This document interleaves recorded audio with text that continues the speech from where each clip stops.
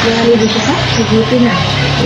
Perkenalkan saya Iren Manapurus, ibu dengan kawan saya dari Saya Lukianis Tedra. ya, kami dari SMA Kamu di Luhur, ibu ingin bertanya ya ibu ya pertama terkait dengan lingkungan RT di sini. Yang pertama, sudah berapa lama ibu menjabat sebagai ketua RT di sini? Udah 5 tahun ini mau habis. Udah mulai 5 tahun. Kalau boleh tahu bapak udah berapa tahun menjabat ketua lingkungan? Ya alhamdulillah Allah kasih saya kepercayaan, masyarakat memberikan saya kepercayaan sudah menjalani 2 periode ini. Sekitar di sini itu cukup aktif atau ada yang kurang aktif itu dalam berperan dalam lingkungan RT di sini? Sebetulnya sudah cukup aktif ibu-ibu dalam kegiatan, banyak kegiatan juga, terutama ibu-ibu. Kalau bapak memang kegiatannya tiap bulan aja, ada pertemuan tiap bulan. Kalau ibu-ibu kegiatan macam-macam tuh aktif, semua kompak. Bapak seberapa warga di sini dalam aktifan Kalau keaktifan terjadi dari kenapa di tiap-tiap lingkungan itu pasti banyak permasalahan, masing-masing, resikonya berbeda. Tapi alhamdulillah setiap ada kegiatan untuk supportnya cukup bagus. Jadi kegiatan apapun cukup bagus. Kalau ada saran gitu Bu untuk ketua RT yang selanjutnya, apa yang mungkin Ibu sampaikan mungkin? Ya, untuk yang selanjutnya juga, ini kan habis lebaran juga ibu pemilihan lagi kan, gitu. Kebetulan udah selesai. Ya kepengennya sih untuk RT yang akan datang bisa melanjutkan program lama yang belum selesai atau yang sedang berjalan biar tambah lebih bagus dan lebih kompak. Apa pesan Ibu kepada siswa SMA agar bisa berperan aktif di kehidupan masyarakat gitu, untuk kamu? Pesan ibu sih, nah, ya mumpung masih muda, masih tenaganya kan masih banyak banyak juga yang dibutuhkan sebetulnya di lingkungan RT gitu. Sebetulnya sekarang juga posyandu, kalau memang ada yang mau gitu, kebanyakan kan karena sekarang nggak mau anak muda jadi kader gitu. Sebetulnya sih untuk kedepannya lebih bagusnya yang anak muda gitu, anak muda seperti ini gitu. Karena kan Misalkan seorang ketua lingkungan 2 periode, di periode pertama dia sudah menjalankan tugas, itu harus diadakan pemilihan lagi secara terbuka, tidak ada lagi yang pemilihan tertutup, karena peraturannya kan 2 periode.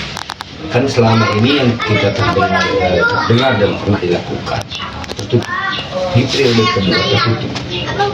Nah, akhirnya ketua itu jadi lagi tanpa ada demokrasi terbuka. Tapi alhamdulillah selama ini semenjak saya jadi ketua lingkungan, saya rubah, alhamdulillah berjalan dengan baik dan lancar dan kondusif. Dalam 2 periode ini apakah ada tantangan Pak yang Bapak alami, tantangan terbesar yang diberikan masyarakat kepada Bapak? Pastinya banyak.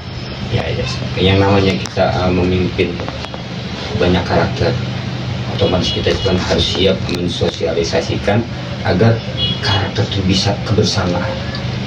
Contoh yang namanya kita bermasyarakat, berbagai macam karakter, apalagi cara pola pikir, cara dia.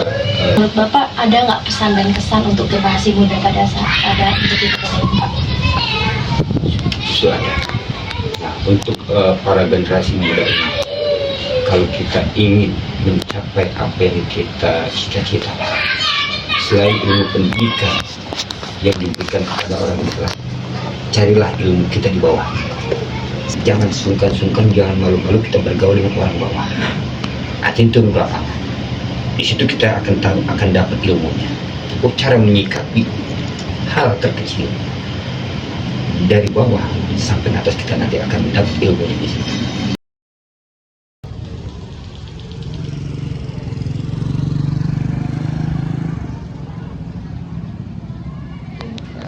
Betul-betul kita jalankan sesuai dengan petunjuk dari Jadi demokrasi tersebut seperti halnya ini saya contohkan saja seperti halnya dalam pemilihan ketua RT. Nah, dalam pemilihan ketua RT ini ya, kami Kelurahan Jatiranggo mengeluarkan surat keputusan untuk pembentukan panitia, sehingga demokrasi yang ada di Kelurahan Jatiranggo ini dalam pembentukan pemilihan ketua RT tersebut itu berjalan sesuai dengan aturan yang ada. Mengambil keputusan, kami selalu mengajak stakeholder yang ada di Kelurahan Jatiranggo untuk merumuskan dan memutuskan musyawarah itu. Jadi musyawarah itu untuk apa? Gitu.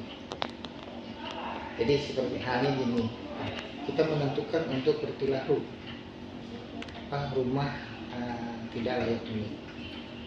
Untuk pengerjaannya, nah itu kita yang pertama kita panggil RT, RW, tokoh masyarakat, tokoh pemuda yang ada para taruna.